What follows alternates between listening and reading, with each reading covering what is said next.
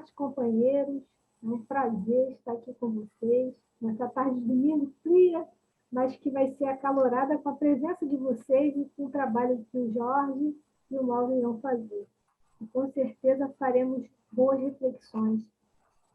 E aí, dentro do tema, eu escolhi uma mensagem lá da questão 803, e Kardec diz assim: todos os homens estão submetidos às mesmas leis da natureza. Todos nascem igualmente fracos, acham-se sujeitos às mesmas dores, e o corpo do rico se destrói como o do pobre. Deus a nenhum homem concedeu superioridade natural, nem pelo nascimento, nem pela morte. Todos, aos seus olhos, são iguais. Bem, queridos irmãos, teremos 2 tempos de apresentação.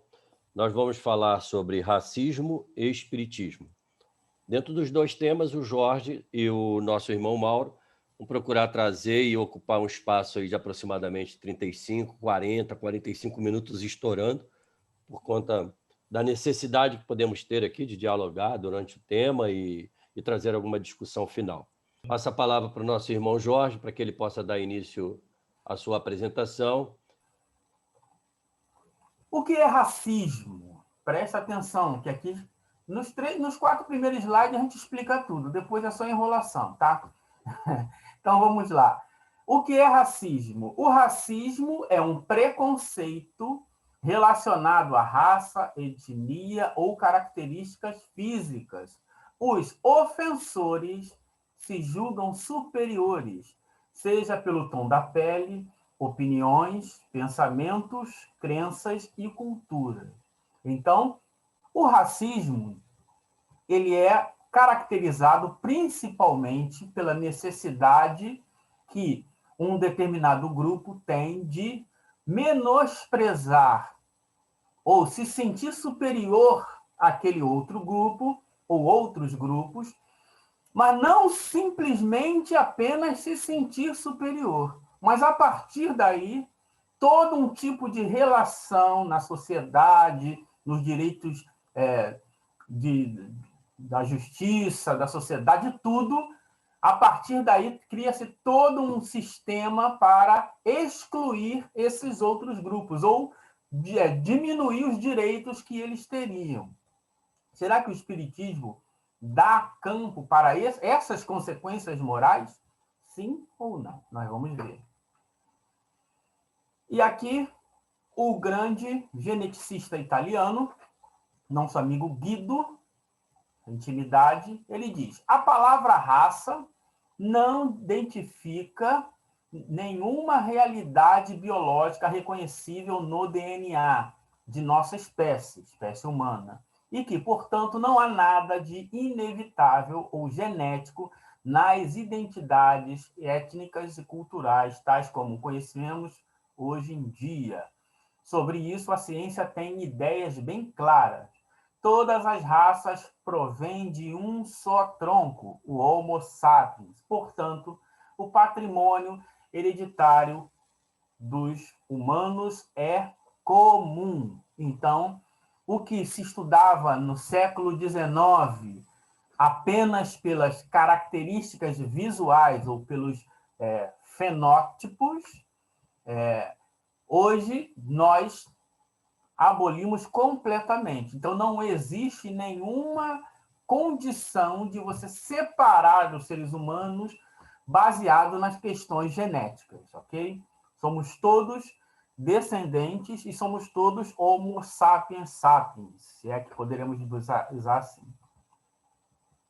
E aqui uma outra questão importante, que também se foca nas consequências morais, que o Mauro vai tratar mais para frente. Seguinte: Convenção Internacional sobre a Eliminação de todas as formas de discriminação racial.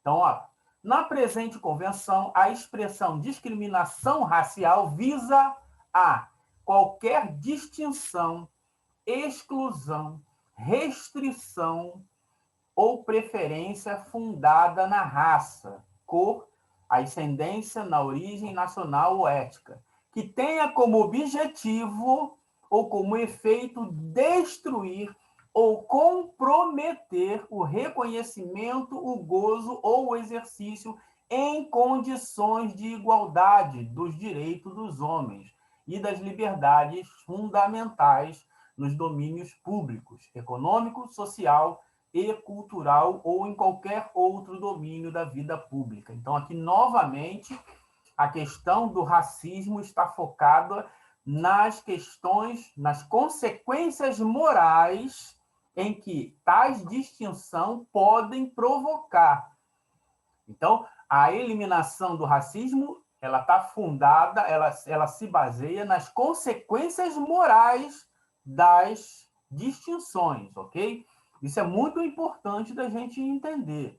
E aí, quando entrar no espiritismo, vai ficar fácil de compreender isso, tá? Então, ó, sempre qualquer coisa que tenha como objetivo segregar, separar, obstruir, né, eliminar, todo esse tipo de pensamento é considerado racismo, ok? E aí vem um outro fenômeno importante que faz parte da nossa herança enquanto seres humanos, porque somos seres racionais, que é a classificação. O que é classificação? É a operação de repartir um conjunto de objetos, quaisquer que sejam, em classes coordenadas ou subordinadas, utilizando os critérios oportunamente escolhidos. Como os conceitos de classe é generalíssimo e compreende todo e qualquer conceito sob aspecto da extensão, a operação de classificação é igualmente generalíssima e pode compreender qualquer procedimento de divisão, distinção, ordenação, coordenação, hierarquização, etc. Por esse caráter generalíssimo, o que torna pouco individualizável, já que recebe dos lógicos contemporâneos a atenção que recebia dos lógicos do século passado. Beleza. Então, a necessidade de classificação é nossa, é racional, nós classificamos tudo. Então, dividimos. Como é que existe o reino animal? O reino animal se divide assim, assim, divide em 3, divide em 5, divide em 6, aí cada um cria uma tese de doutorado, divide em 8, agora está em quanto? Não sei. Antigamente era fácil, né? Era só 3. Agora, depois surgiu fungo, monera, não sei o quê, o vírus não é. Então, isso é uma questão da razão, ok? Então, mas o que isso está falando que isso tem a ver com racismo? Porque a classificação ou o estudo é necessário ao nosso progresso. Um exemplo, se eu estou fazendo um estudo ou buscando um produto shampoo, eu tenho que saber quantos tipos de cabelo tem, quais são as características desses cabelos, para que eu possa buscar um shampoo que seja mais eficiente num cabelo mais crespo, num cabelo que tem mais liso, num cabelo que é mais assim. Então, os shampoos, cabelo mais oleoso ou menos oleoso, etc. Assim como por esses estudos, a gente consegue perceber que certas características físicas aparecem mais no esporte, na natação, outro aparece mais no atletismo. Essa classificação, esse estudo é necessário porque faz parte da nossa razão. É necessário que a gente estude, que a gente faça essas divisões. O grande problema não é a classificação, e sim as consequências morais. Um exemplo. Chega-se à constatação, isso pode mudar, de que certas etnias, a densidade óssea é maior do que em outras etnias. Isso facilita a pessoa para ser esportista de natação. Ou aí isso facilita, mas isso não é impeditivo. Se a partir daí uma criança negra, um exemplo, vai fazer natação de competição, fala, não, você não pode, porque segundo a genética, a sua densidade óssea é assim, então você não vai poder fazer natação, porque você não vai, nem tenta, porque você nunca vai ser um atleta de ponta. essa consequência moral, aí isso é racismo. Ok?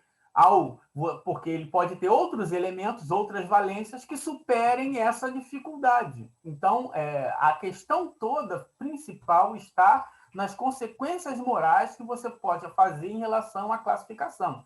Lembrando que, mesmo assim, todos nós somos da mesma raça, todos nós somos raça humana, temos o mesmo tronco, mas não é por isso que nós somos todos iguais. Não somos geneticamente iguais. Se você olhar para mim, olhar para o Mauro, olhar para o Sérgio, olhar para a Érica, você vai ver que nós temos características diferentes, ou aparências diferentes. Não somos exatamente igual. O problema está quando nós começamos a criar consequências éticas e morais a partir daí. Não, vamos buscar, bota lá, né? Precisamos de uma pessoa para trabalhar na minha empresa de boa aparência. Aí o que é a boa aparência para aquela pessoa? Aí ela vai começar, aí vai usar o seu racismo, né?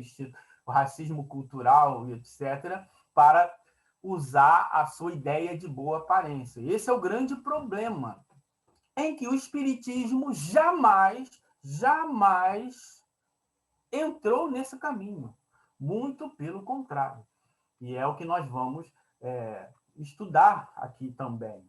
Então, mas o Kardec, ele era racista, o Kardec, ele era adepto de uma corrente científica chamada racialismo, que era... O que é racialismo? Racialismo é a crença de que a espécie humana se divide naturalmente em raças e que essas raças correspondem a categorias biológicas ostensivamente distintas. A maior parte dos dicionários hoje, né, define o termo racialismo como sinônimo de racismo. Por quê? Porque tudo o que veio depois usou essa ideia do racialismo como consequências morais para a segregação, para a distinção, para a exclusão, eliminação, etc. Mesmo essa ideia de racialismo, que estava baseada na ciência, que o Kardec se apoiou na época, ela hoje, vamos dizer assim, é abandonada pela maioria dos pesquisadores. Por quê? Como Kardec diz, se, né, em algum momento a ciência comprovar que o espiritismo, ou pelo menos algum conceito do espiritismo, esteja em desacordo com a ciência, o espiritismo adota. Só que, pois, a questão da distinção das raças nunca foi um princípio da doutrina espírita. Por isso mesmo, o espiritismo não tem que se retratar em relação à raça, porque o espiritismo em nenhum momento faz segregação em relação aos seres. Todos são iguais. Então, mas um conceito de que foi colocado dentro das obras fundamentais pode ser revisto, apesar de não ser um ponto fundamental da doutrina espírita, ele pode ser revisto, como o nosso amigo Guido mostrou o avanço da genética que não existia na época de Kardec. Aí, vamos às consequências morais. Olha só que coisa interessante. Lembrai-vos, porém, de que, num país onde o preconceito de cor impera soberanamente, onde a escravidão criou raízes nos costumes, o espiritismo seria repelido só por proclamar a reencarnação, pois que monstruosa pareceria ao que é senhor a ideia de vir a ser...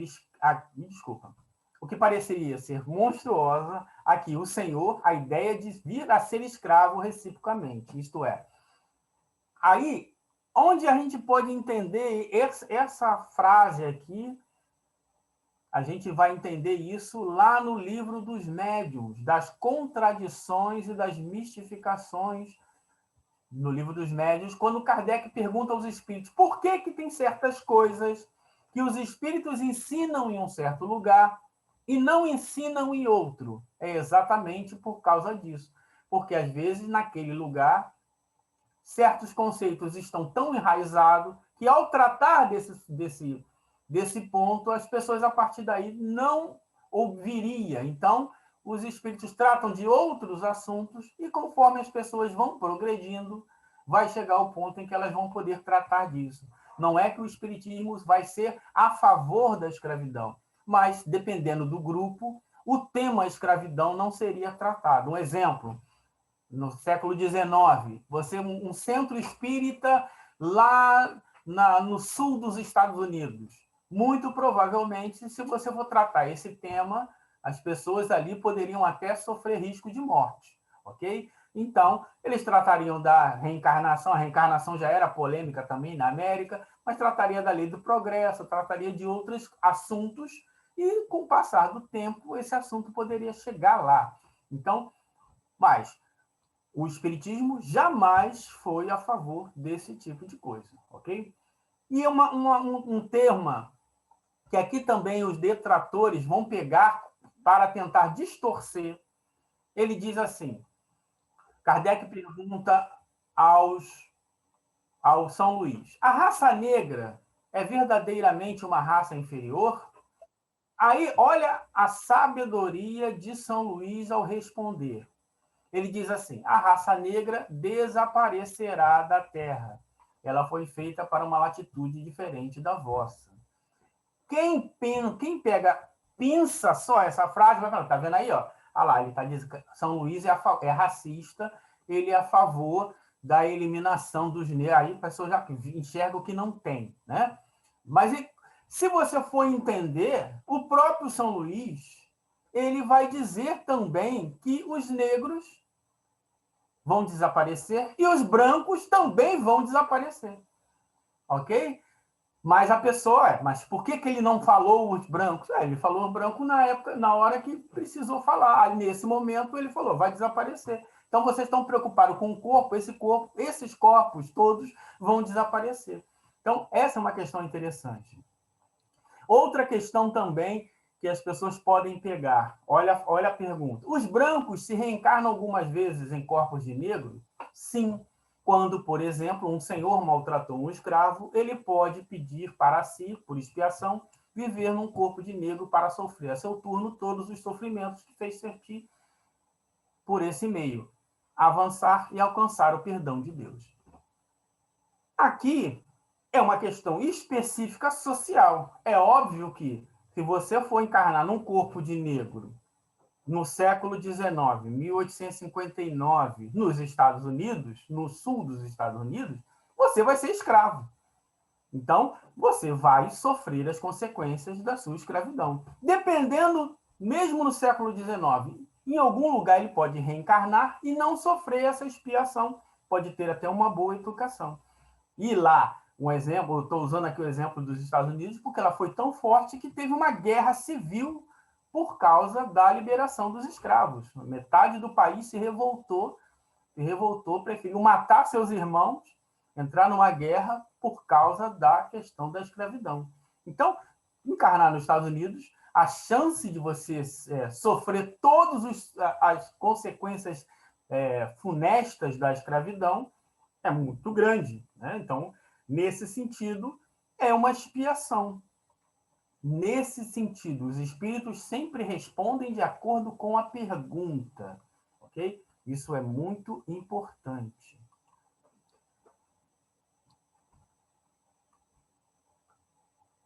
Do ponto de vista físico, são de criação especiais os corpos da raça atual ou procede dos corpos primitivos mediante reprodução? A origem das raças se perdem na noite dos tempos, mas como pertencem todos à grande família humana, qualquer que tenha sido o tronco de cada uma, elas puderam aliar-se entre si e produzir tipos novos. A ciência comprova exatamente o que os espíritos estão dizendo aqui. Então, todos nós viemos de um tronco comum, e esse tronco comum se perde no tempo, apesar que hoje já avançamos muito nesse estudo, ok? E vamos agora às consequências morais. Se o espiritismo aceita a consequência moral da separação, ou pelo menos da ideia de racismo, entre elas a escravidão, haverá homens que estejam, por natureza, destinados a ser propriedades de outro homem? Resposta: é contrária à lei de Deus. Toda sujeição absoluta de um homem sobre outro homem. A escravidão é um abuso da força, desaparece com o progresso. Como gradativamente desaparecerão todos os abusos. É contrária à lei humana, é contrária à natureza, à lei humana que consagra a escravidão, pois que assemelha o homem ao irracional e o degrada física e moralmente. Então, não há nenhuma condição dentro da perspectiva espírita para o racismo, porque todos os seres são iguais. Então, é contrária à lei de Deus. Então, de onde a pessoa pode imaginar que o espiritismo seria racista? Uma outra coisa é o espírita ser racista. Isso aí o Mauro vai discutir mais para frente. Agora, o espiritismo não admite em nenhum momento qualquer perspectiva racista, ok? Então, aí Kardec continua. Quando a escravidão faz parte dos costumes de um povo, são censuráveis os que dela se aproveitam, embora só o façam conformando-se com o uso que lhes parece natural, preste atenção. Olha o Kardec tentando aqui, vamos dizer assim, buscar uma outra forma de enxergar. Será que, poxa, mas aquele povo ali, o avô dele era escravocrata, o pai dele era escravocrata, a sociedade dele era escravocrata, a lei era escravocrata, tudo era escravocrata ali. Será que tem algum problema nisso? Olha a resposta dos espíritos. O mal é sempre o mal. E não há sofisma que se faça que se torne boa uma ação má. Então, não existe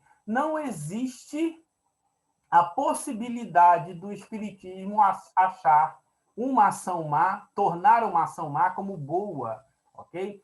A responsabilidade, porém, do mal é relativa aos meios que ele disponha para compreender. Claro, já dizia Jesus, o servo que tem muito conhecimento receberá muitas chibatadas. Então, se ele tem conhecimento das leis, tem conhecimento da humanidade, esse cara ele vai ser mais punido, porque a lei de Deus é escrita na consciência, ok? Mas continua aqui os espíritos. Entretanto, desde que mais desenvolvida e, sobretudo, esclarecida pelas luzes do cristianismo, que já tem 2000 anos, né? Sua razão lhe mostrou que o escravo era um seu igual perante Deus. Nenhuma desculpa mais ele tem. Então, por mais que ele possa ter o bisavô escravocrata, o avô, ele, a família, etc., desculpa, quando todos nós somos iguais, não há mais desculpa para a escravidão. Aí, uma outra questão interessante do Livro dos Espíritos. A reencarnação, entretanto, diminui a importância que alguns dão à genealogia, visto que qualquer pode ter tido um pai, um espírito que haja pertencido a outra raça, ou que haja vivido em condição muito diversa. É exata, mas essa importância assenta no orgulho, isto é, a querer achar que você é de uma certa importância porque você está em um corpo, numa determinada circunstância, e é mais ou menos o que acontece com o médium, que recebe a mensagem de Bezerra de Menezes, ele acha que ele é um grande médium porque ele recebeu a mensagem de Bezerra de Menezes. Ou alguém acha que é um espírito muito avançado porque teve uma educação exemplar numa casa maravilhosa. Isso é uma circunstância social da reencarnação, ok? Essa é uma questão muito importante. Livro dos Espíritos, 222. A doutrina espírita tem mais amplitude do que tudo isso. Segundo ela, não há espécies de homens. Há tão somente espíritos que estão mais ou menos atrasados, porém todos suscetíveis a progredir. Não é este princípio conforme a lei de Deus e a justiça? Então, o Espiritismo não trata especialmente dos corpos. O Espiritismo trata dos espíritos, o objetivo do nosso progresso. E para alcançar o progresso, precisamos vivenciar a fraternidade, a lei de justiça, de amor e de caridade na sua maior pureza. E a sua maior pureza não distingue se você vai tratar melhor um branco ou um preto, um mendigo ou um rico. Nós devemos tratar igual todos. Essa é a obrigação moral de nós espíritas. Revista Espírita de 1861. Vamos ver o que o Kardec fala. Preste atenção. A aliança que deve existir entre os espíritas de todos os países do mundo, porque o espiritismo, restituindo ao espírito seu verdadeiro papel na criação, constatando a superioridade da inteligência sobre a matéria, apaga naturalmente todas as distinções estabelecidas entre os homens segundo as vantagens corpóreas e mundanas. Então, o espiritismo apaga naturalmente todas as distinções. O espiritismo tem por objetivo mostrar que todos são iguais. Então, toda distinção corpórea e mundana, o espiritismo apaga. O espiritismo apaga. Sobre as quais só o orgulho fundou castas e os estúpidos preconceitos da cor. Então, para Allan Kardec, os preconceitos da cor são estúpidos. É fruto do orgulho. Então, em nenhum momento há a possibilidade de se fazer da doutrina espírita racista, porque não há condição de você negar a bandeira fundamental da doutrina espírita, que é a caridade. Fora da caridade não há salvação, ok? Se, pois, a reencarnação se funda sobre uma lei da natureza, o princípio da fraternidade universal, ela se funda na mesma lei das igualdades dos direitos sociais e, por resultado, o da liberdade. Não é duvidoso que em nenhuma época que os privilégios, restos de uma outra época, os privilégios que são restos de uma outra época e de outros costumes, caem diante do princípio da igualdade dos direitos de toda criatura humana.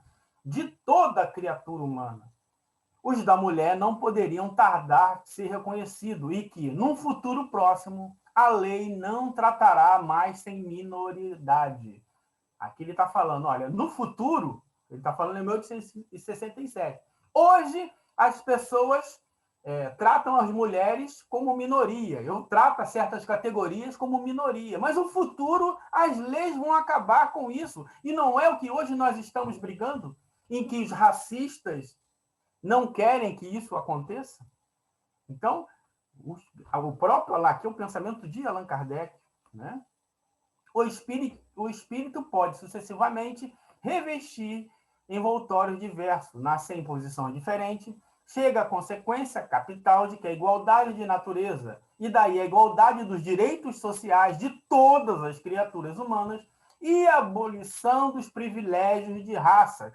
Eis o que ensina o Espiritismo.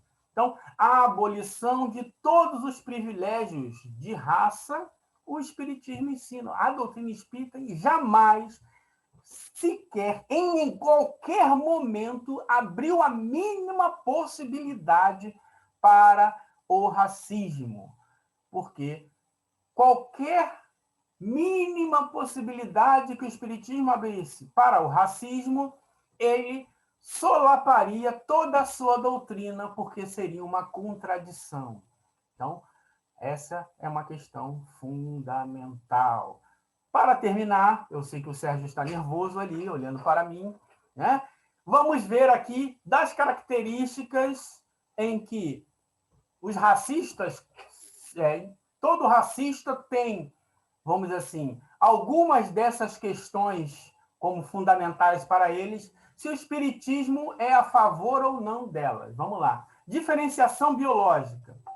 O espiritismo principalmente baseado no racialismo, ele adota a diferenciação biológica. Temos diferenciações biológicas? Sim. Agora, as consequências morais não temos. Estratificação social, o espiritismo é a favor disso, de separar pessoas por questão social? Jamais. Desigualdade, pelo contrário, todos nós somos iguais.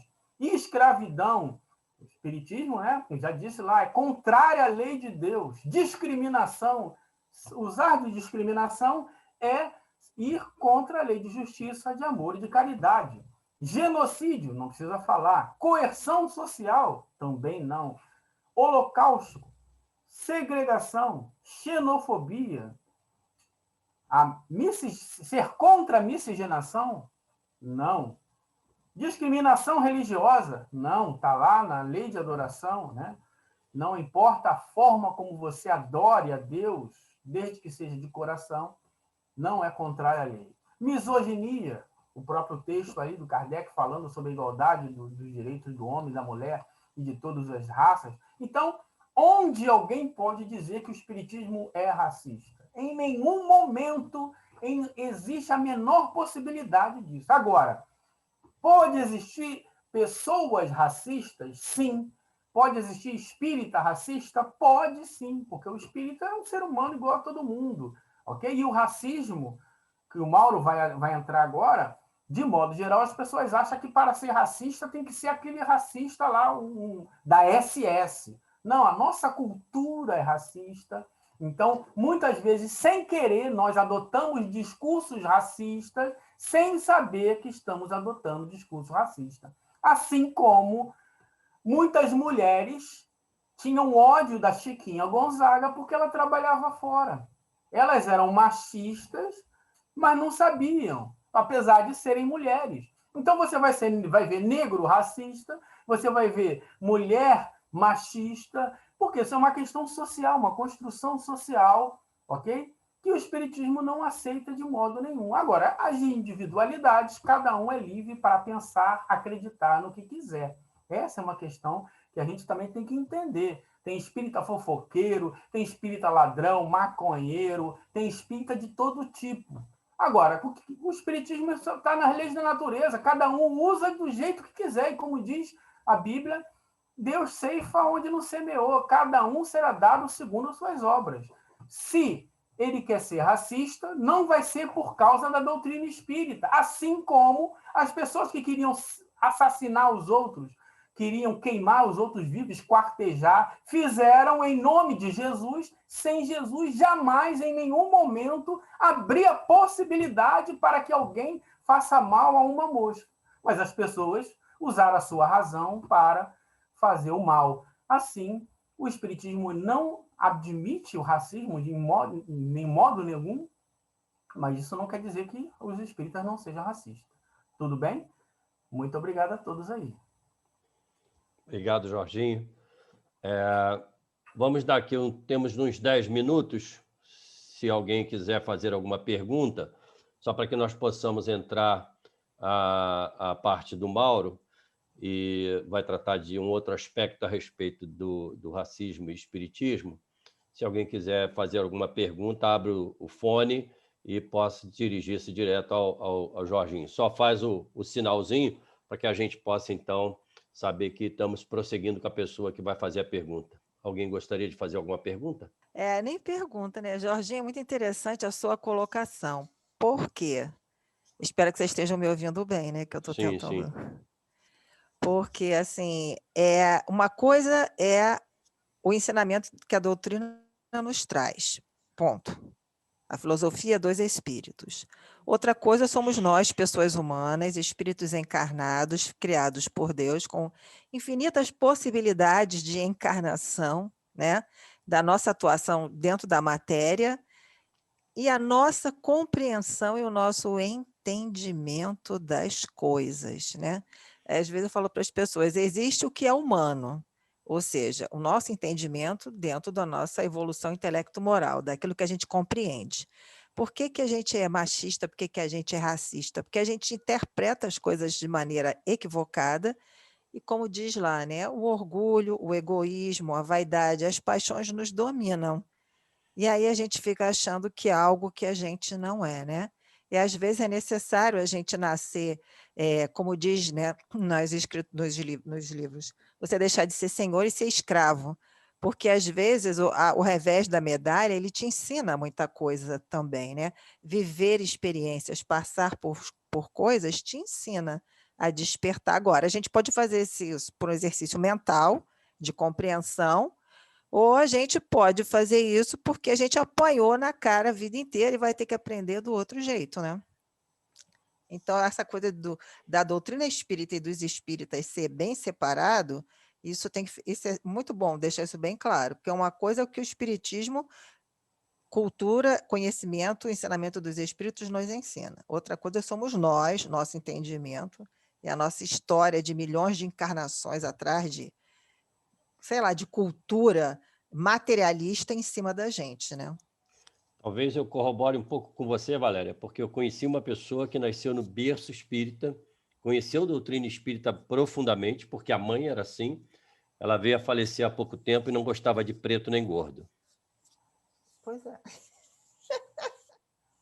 Uma pessoa de um valor Uma incomensurável. erudição maravilhosa. E aí? Mas alguém gostaria de fazer alguma colocação?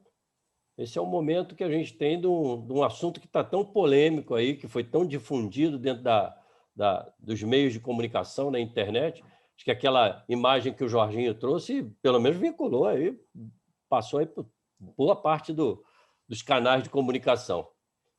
Se não temos ninguém para fazer alguma colocação, ou deixar aqui no chat, para caso venha lembrar de alguma coisa, eu vou passar a palavra para o nosso irmão Mauro, e ele dá prosseguimento aí ao nosso bate-papo da tarde.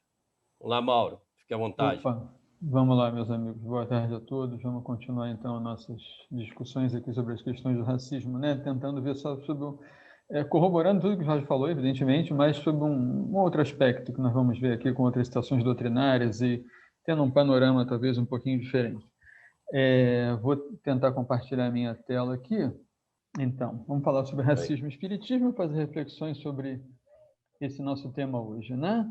Então, umas questões que a gente não precisa responder agora, né? Eu só vou comentar brevemente uma delas aqui. Porque existe racismo no Brasil? Essa é uma questão interessante. Existem aqueles que negam que exista racismo no Brasil.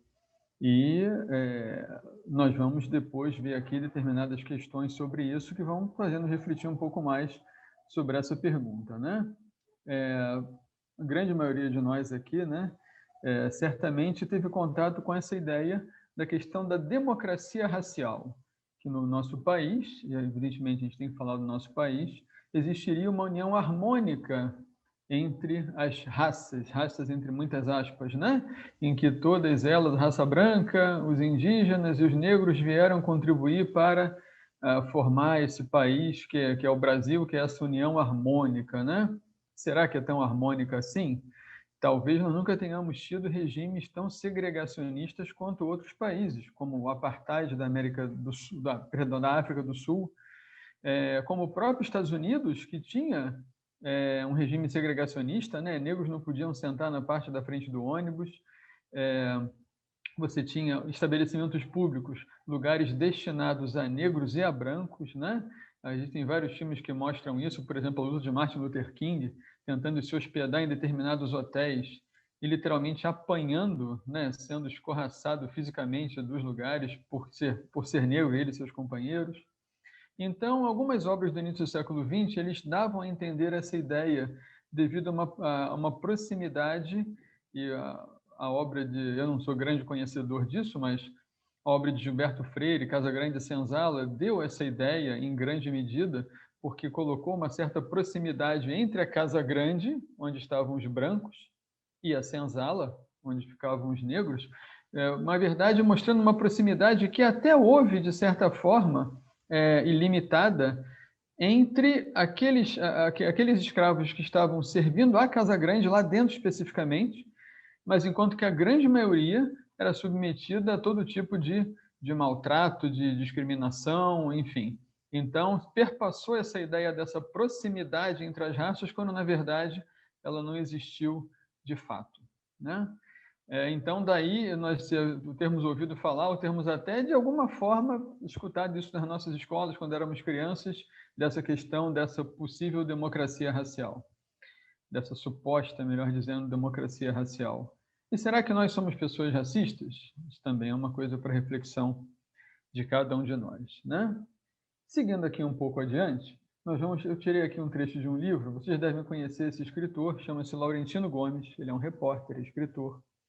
Laurentino Gomes escreve livros sobre a história do Brasil, livros bem interessantes, escreveu 1822, 1889, né? E Laurentino Gomes agora está escrevendo uma trilogia sobre a escravidão brasileira. O primeiro volume foi lançado em 2019, o segundo volume foi lançado agora, esse ano, 2021, e o terceiro volume vai ser lançado no que vem, 2022, quando o nosso país completa 200 anos da sua independência política.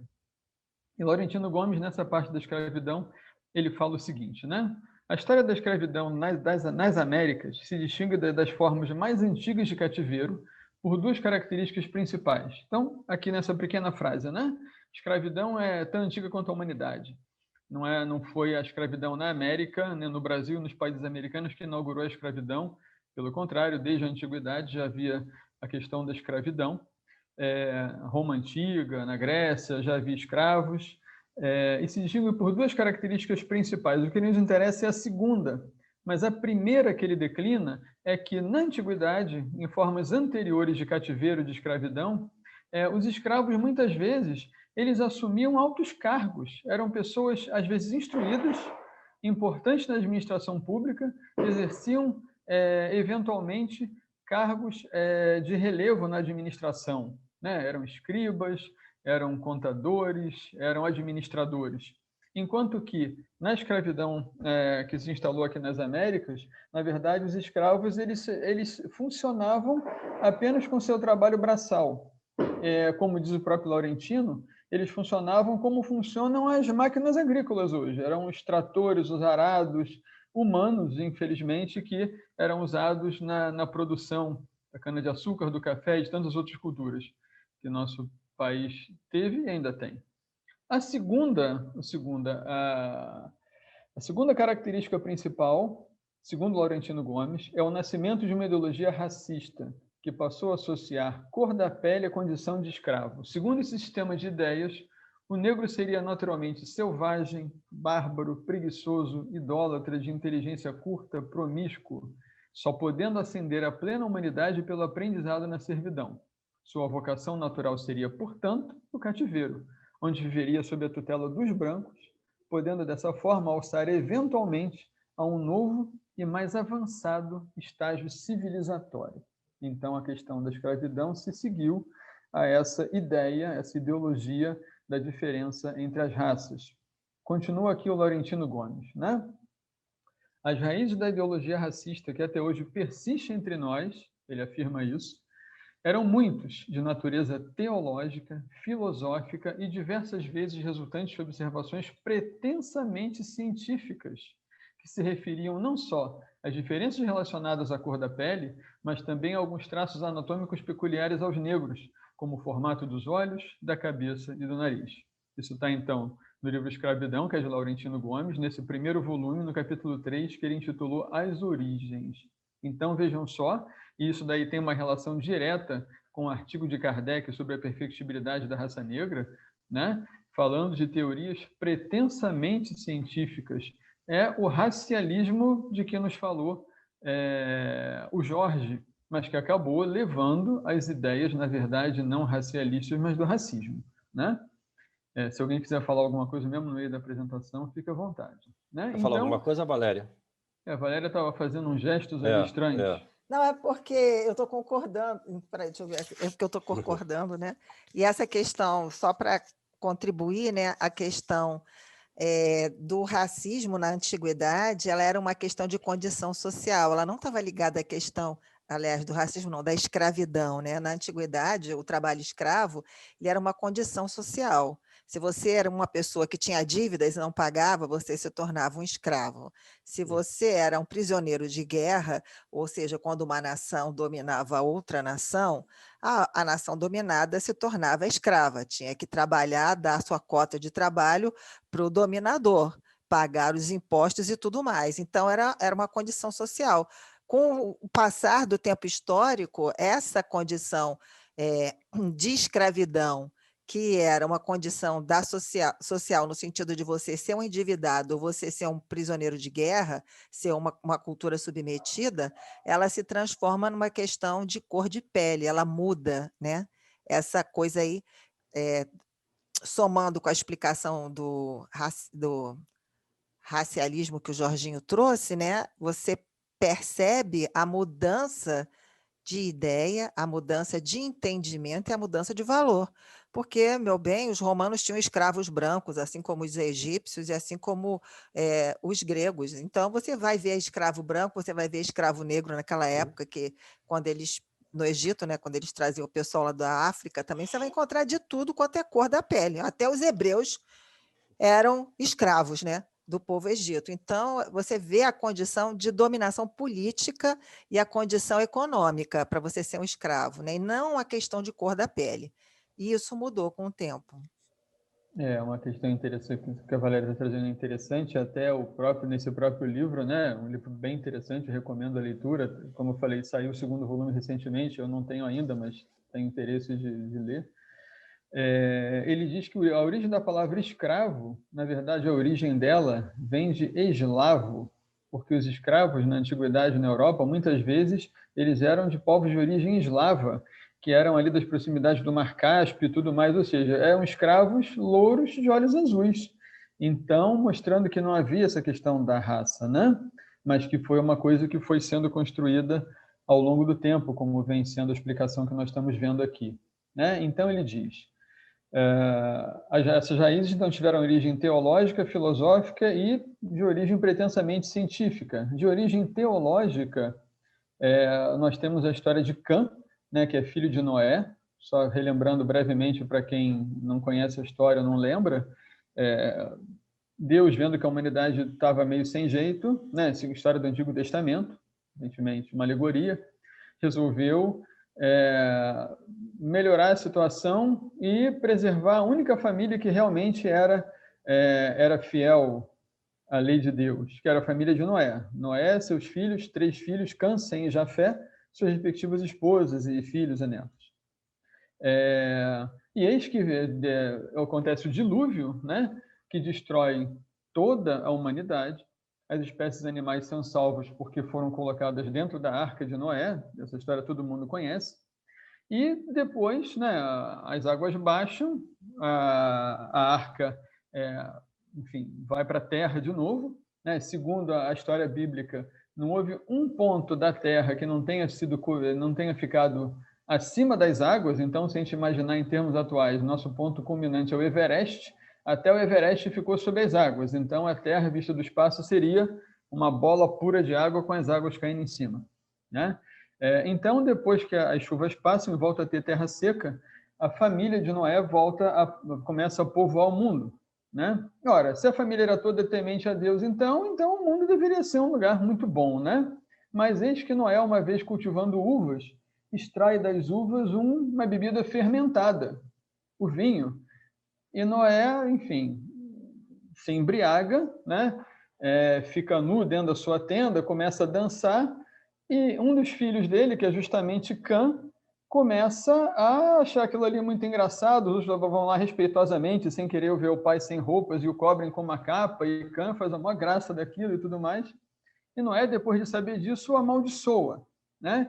E segundo as histórias teológicas que justificariam a escravidão de povos de outra cor da pele, especificamente da raça negra, nessa maldição é porque os filhos de Cã se tornaram essas pessoas de pele escura, né, que foram amaldiçoadas pelo seu mal proceder, e essa maldição perseguiu essas pessoas.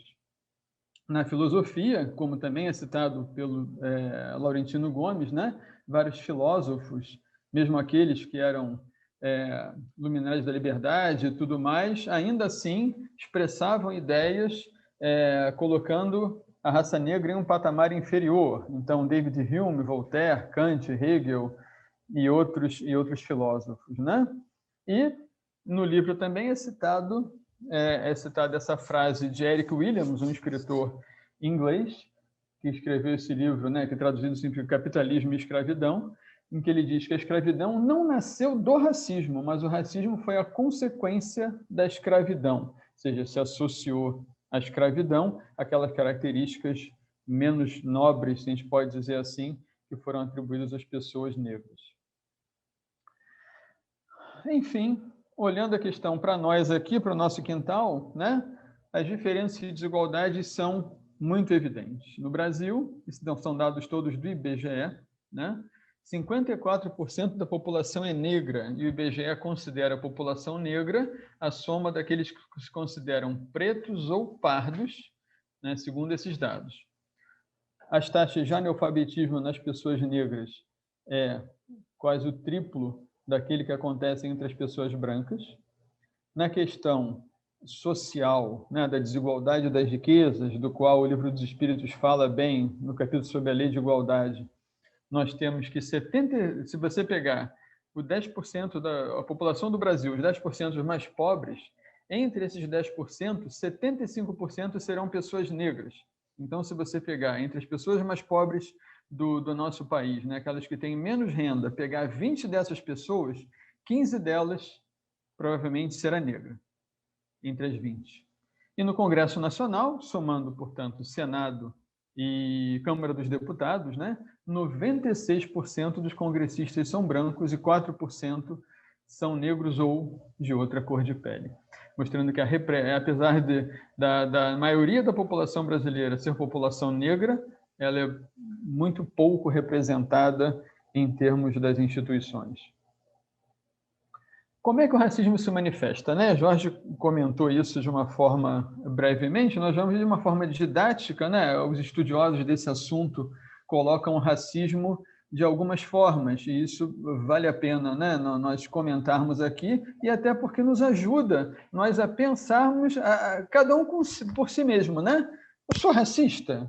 Eu tenho comportamentos ou pensamentos racistas? Consigo perceber isso em mim de alguma forma, né? Porque, na verdade, a gente só muda aquilo que a gente conhece, né? O conhece-te a ti mesmo, a reforma íntima, que é o que a doutrina propõe, a gente só pode reformar aquilo que a gente vê que em nós não está bom. Então, o racismo direto ou individual é aquele que trata da ofensa direta a uma outra pessoa por conta da sua cor e por atribuição automática de características negativas decorrentes do preconceito. Ou seja, o fato da pessoa ser necessária, se a pessoa é negra, já se atribui a ela determinadas características, né, que seriam decorrentes da sua cor de pele. Pronto, né? Então, esse racismo direto ou individual é aquele mais evidente, é aquele que se trata desse preconceito mais, da discriminação mais chocante, essa que é mais direta, essa que chama a atenção de todos, né? Existe o racismo institucional, que é o tratamento diferente conferido aos indivíduos por uma instituição, tendo como base apenas o preconceito contra a cor da pele. O Jorge citou a questão, por exemplo, da boa aparência, né? Admitem-se no emprego, admitem-se pessoas de boa aparência. O que é uma pessoa de boa aparência, né? Essa é uma questão a se pensar. Será que vai se selecionar só as pessoas brancas, de olhos azuis? Alguém quer falar alguma coisa? Eu queria ver uma coisa com você. Oi? Alguém gostaria de fazer alguma colocação?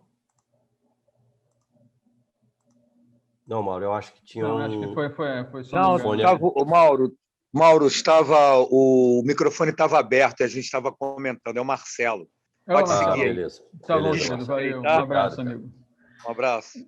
Então, sigamos aí, né? Então, racismo institucional, né? Enfim, eu, na minha profissão, né? Talvez uma boa parte das pessoas saiba, eu sou médico, né? E a gente recebe a visita de representantes de laboratório, né? Que vão lá fazer propaganda dos seus produtos, seus remédios e tudo mais, né? A grande maioria dos representantes de laboratório raramente você vê um representante negro, né? Será que isso está sujeito à questão aí do racismo institucional, porque as pessoas têm que ter boas aparências para visitar os médicos, né? Ou quem quer que seja? Não sei, mas é uma questão a se pensar, né? E uma outra questão sobre a qual a gente tem que pensar também, né? Porque a gente, eu não sou racista, né? Porque afinal de contas esses pensamentos me passam pela cabeça, mas é uma questão do modo, na verdade, o racismo estrutural está enfronhado nas questões culturais e do modo como as coisas acontecem, né? Um conceito do racismo estrutural seria esse, né? Que é a naturalização da subalternidade de pessoas negras no meio social, em contraposição ao sistema de vantagens concedidas a pessoas brancas, tido como norma, tido como uma coisa natural.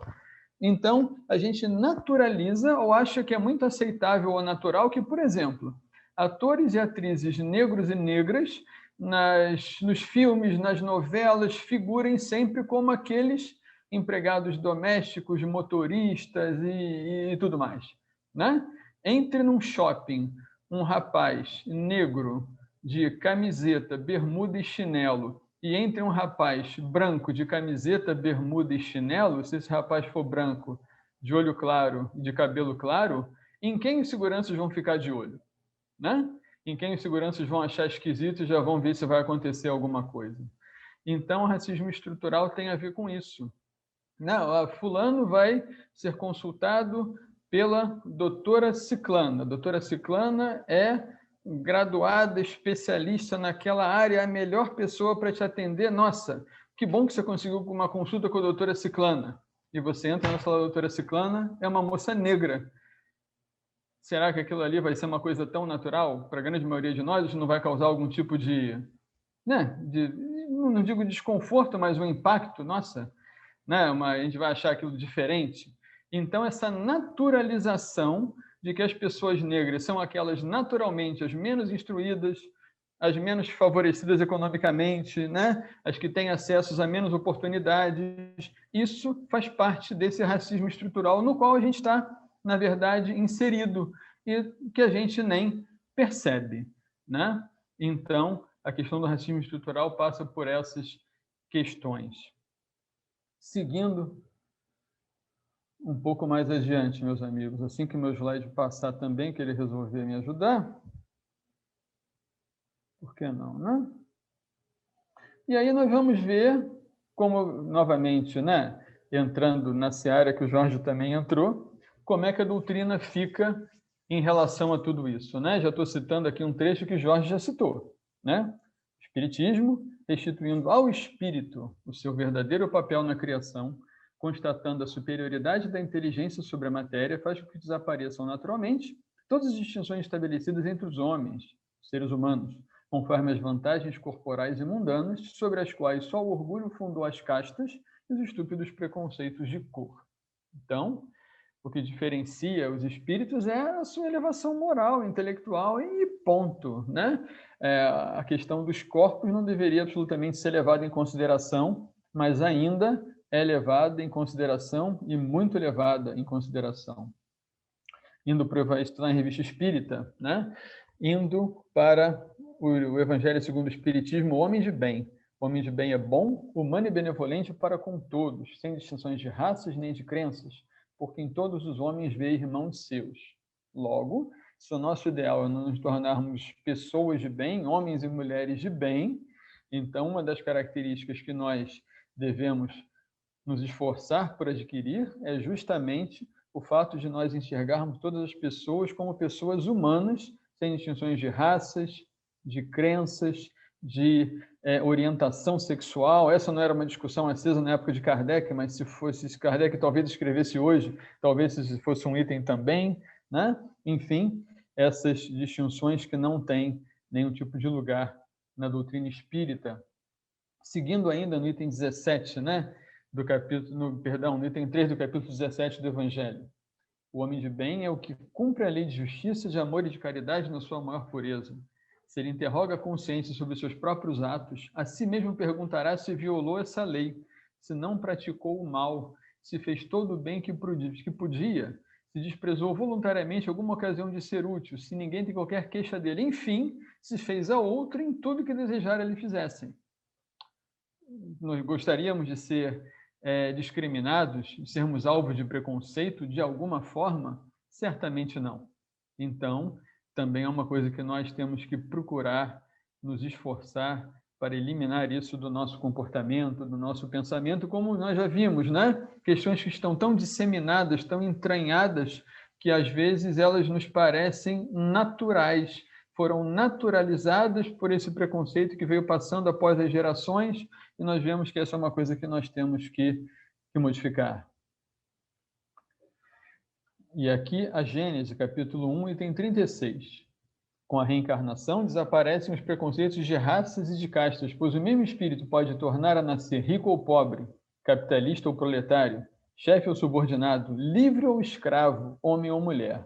De todos os argumentos invocados contra a injustiça da servidão e da escravidão, contra a sujeição da mulher à lei do mais forte, nenhum há que prime em lógica ao fato material da reencarnação. Se, pois, a reencarnação funda numa lei da natureza o princípio da fraternidade universal, também funda na mesma lei o da igualdade dos direitos sociais e, por conseguinte, o da liberdade. Então, uma frase forte como essa, né? A reencarnação funda na natureza a fraternidade universal e a igualdade dos direitos sociais e, por conseguinte, o da liberdade. Qualquer coisa, então, que atente contra isso está fora da lei da natureza.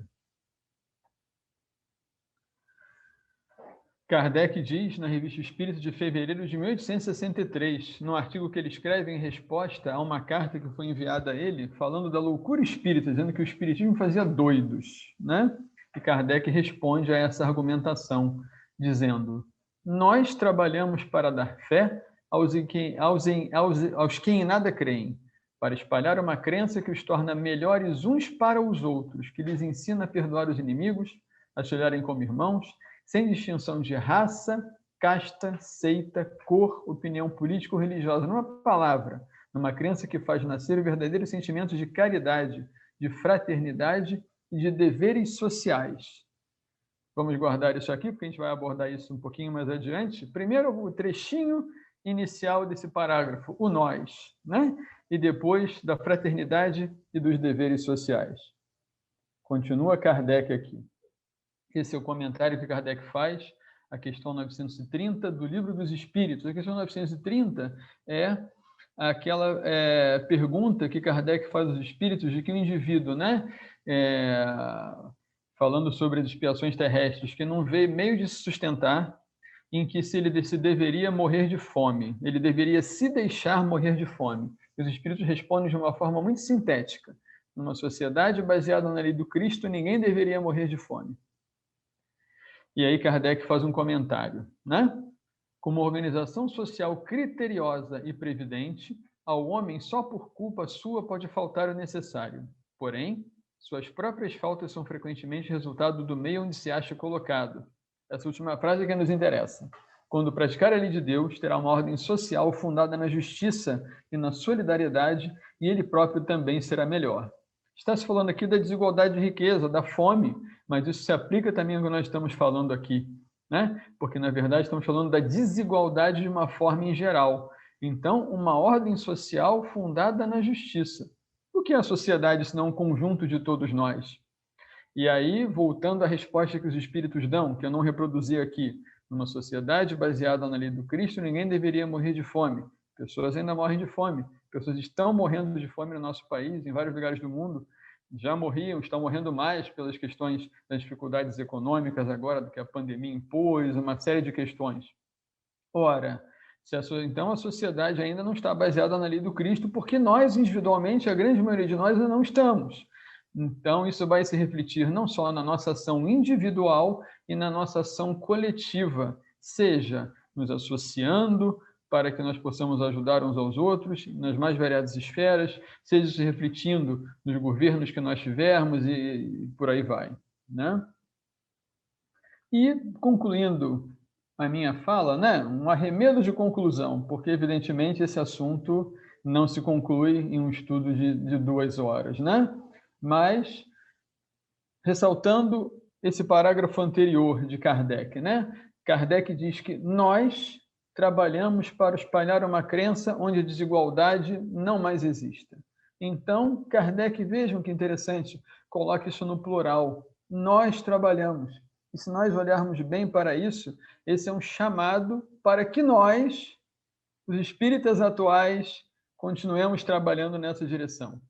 Para que nós, espíritas atuais, como digo embaixo, a nível individual e a nível coletivo, possamos chegar a esse objetivo. E que objetivo é esse? O objetivo é uma sociedade em que isso não mais exista, uma sociedade em que essas diferenças não mais façam sentido, porque, como Jorge mostrou lá, geneticamente não há diferença.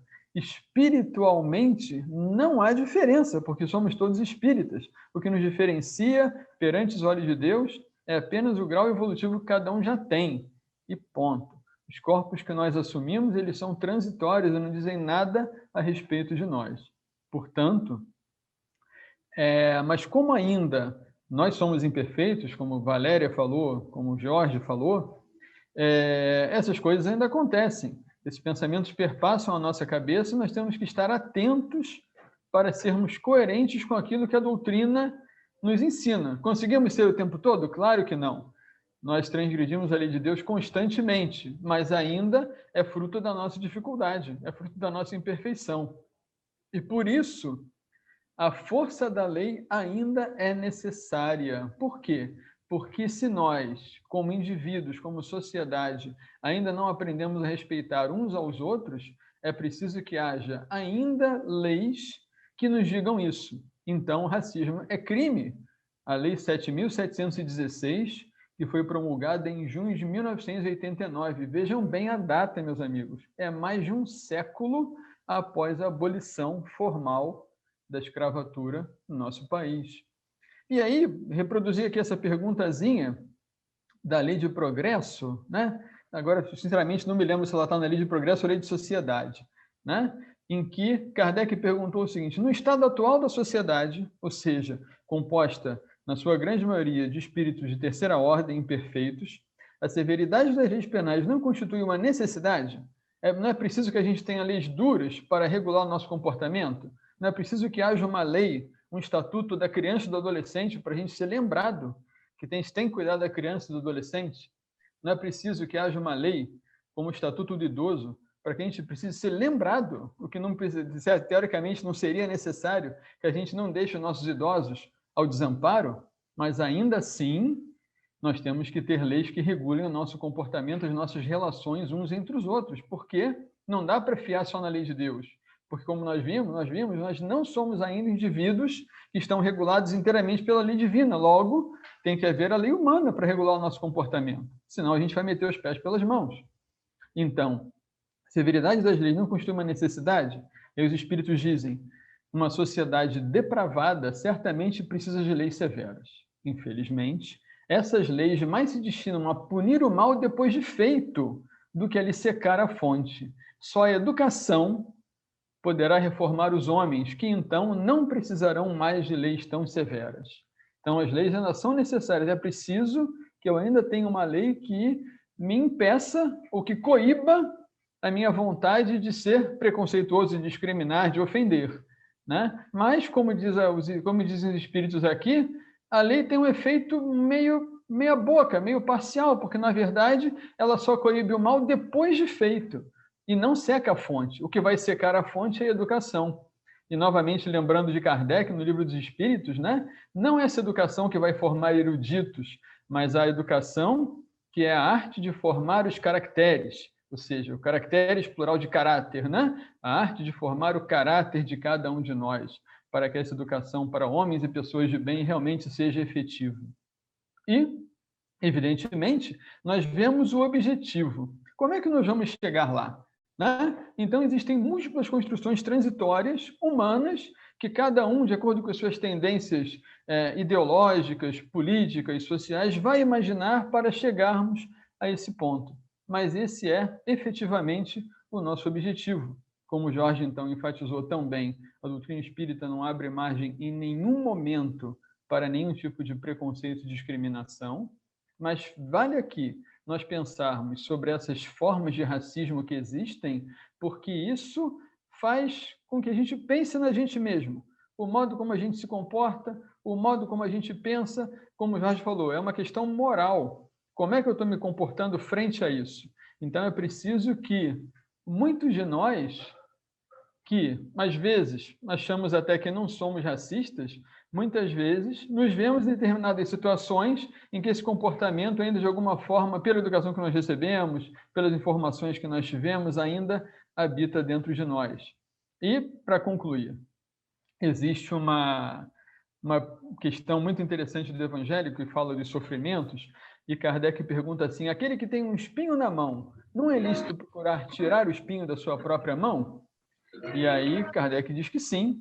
E como nós, como espíritos encarnados, temos não apenas que trabalhar pela nossa evolução, mas como diz a questão 132 do Livro dos Espíritos, assumir o papel que nos cabe, né, perante a lei divina, então cabe a nós também tirarmos o espinho que está na mão dos outros, assistirmos uns aos outros e, no nosso planeta, no nosso país, podemos dizer, encarnar como uma pessoa de pele negra, sim, pode se constituir numa expiação ou numa prova, pelas circunstâncias em que isso implica. Então, cabe a nós todos, individual e coletivamente, procurarmos amenizar o sofrimento de todos, de uma forma geral. Era isso, amigos, as reflexões que eu gostaria de trazer para vocês, né? Vou interromper meu compartilhamento aqui e estamos aí.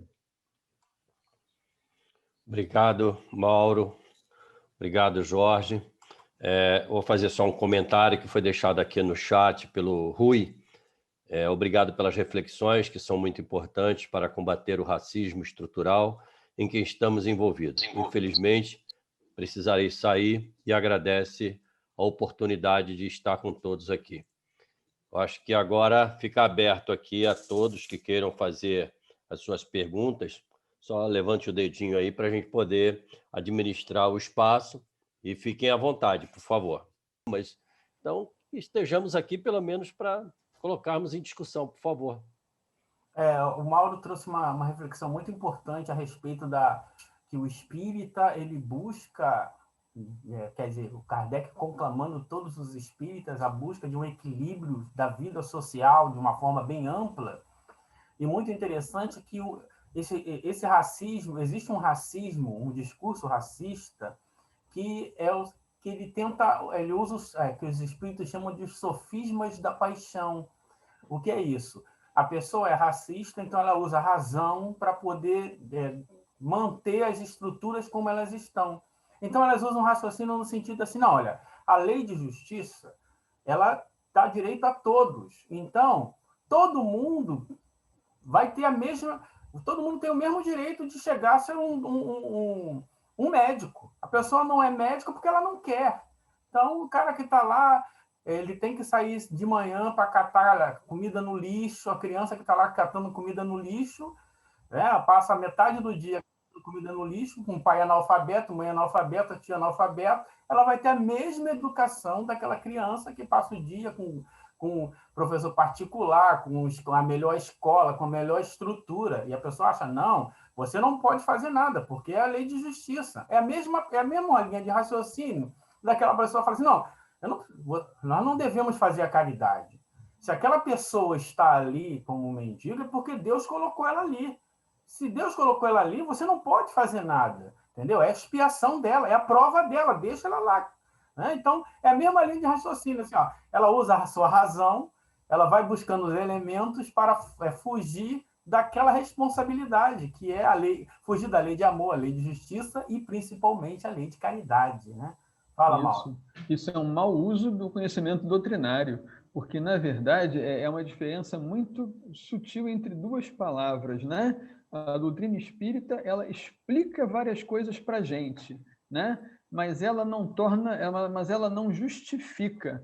Um fato de você explicar, né, que certamente uma pessoa que está numa situação difícil, aquilo ali não acontece a ela por acaso, claro, né, Deus não é injusto e aquilo ali tem uma razão de ser. Mas o fato de explicar, isso não significa justificar no sentido de que ela torna justo que ninguém tem que fazer nada com aquilo, porque é a expiação da pessoa. Não, pelo contrário, ela justamente vai nos estimular a ajudar a pessoa a sair daquela situação para que a questão seja igual para todos, né? Qual seria o mínimo que todo mundo deveria ter, né? Em termos morais e materiais, não é a consciência tranquila e a posse do necessário? É por isso que a gente tem que trabalhar em relação a todos, né? Se aqueles não têm, vamos ajudá-los a ter. Se é porque o cara não tem, alguma coisa vai acontecer, ele vai continuar sem ter? Não sei. Mas, enfim, a questão é que isso não tira a nossa responsabilidade de trabalharmos para que todos possam ter as condições mínimas, né? A Valéria pode falar? Eu achei interessante, né, a reflexão sua no final, Mauro, para a gente pensar, né? Você colocou assim, será que nós somos racistas? Será que a nossa palavra, o nosso vocabulário, né, é racista? Será que o nosso comportamento não é racista? Porque a gente está no espiritismo, a gente está numa casa espírita, a gente organiza, trabalha, administra uma casa espírita. Mas isso é uma excelente reflexão. Até que ponto o meu vocabulário não tem expressões racistas, né? Até que ponto a minha postura não é uma postura racista? E eu já peguei, assim, falando por mim mesma, quando eu comecei a refletir sobre essas coisas, muitas coisas que eram um vocabulário próprio, natural de família, que todo mundo na minha casa fala, eu comecei a me dar conta de que aquilo ali era um vocabulário racista e eu tinha que mudar esse vocabulário, eu tinha que transformar a minha forma de falar. E aí é uma questão de autoeducação, porque quando você compreende que a sua forma de falar, que para você é natural, não tem nada demais, porque você não pensa no peso das suas palavras, você não para fazer uma reflexão do tipo de vocabulário que você usa e as consequências que ele pode ter para quem ouve, para você, que é o falante, é natural, mas para aquele que ouve, não é natural. Então, fazer essa reflexão de si para consigo mesmo e mudar isso é um processo de educação, é um processo de transformação que nós estamos exercendo, né, para conosco mesmo. E assim, fui mudando muita coisa. E minha irmã diz assim para mim, agora a gente vai virar tudo eufemismo, a gente vai virar o politicamente correto e vai virar hipócrita. Aí eu virei para minha irmã e disse, olha, a gente vai virar hipócrita se a gente não fizer isso de uma forma consciente. Se a gente fizer isso para inglês ver, como diz o ditado, né? Se a gente fizer para inglês ver, realmente a gente vai virar hipócrita, vai virar túmulo caiado. Mas se a gente faz isso de forma consciente, porque realmente a gente entendeu aquilo e a gente tem uma consciência de que aquilo deve mudar, então isso não é hipocrisia, porque passou pelo processo da conscientização, né? Talvez acrescentando um pouco nisso que você falou, Valéria. Ontem, na palestra que nós tivemos aí do planejamento, foi colocado lá pela Angela Delu que o SAPS já está começando a criar uma nova cultura de linguajar dentro da Casa Espírita, ou trazendo para a Casa Espírita, de não fazer mais a identificação do assistido, porque você cria um ambiente separatista dentro da Casa Espírita, né? É o trabalhador, é o colaborador, é o assistido, e aí você começa a criar uns espaços dentro da Casa Espírita, uma linguagem, como você mesmo acabou de colocar agora, que dentro da Casa Espírita é muito comum. Isso já vem de histórias, das nossas histórias, né? Vai lá. Essa questão do racismo cultural também é muito interessante. Isso acontecia, ainda acontece, mas acontecia mais lá no século passado, nos centros espíritas. Um exemplo, ver como é que o racismo ele é uma questão que às vezes a pessoa nem pensa. Então, está lá na reunião mediúnica, aí vem ela vê várias freirinhas e fala, o centro hoje está iluminado, as nossas irmãs do bem, as samaritanas estão trabalhando. Aí, na outra semana, aparece um preto velho. Meu irmão, aqui, o terreiro é aqui não. Samba fora! Samba fora, rapaz! Rapaz, aparece alguém com um índio.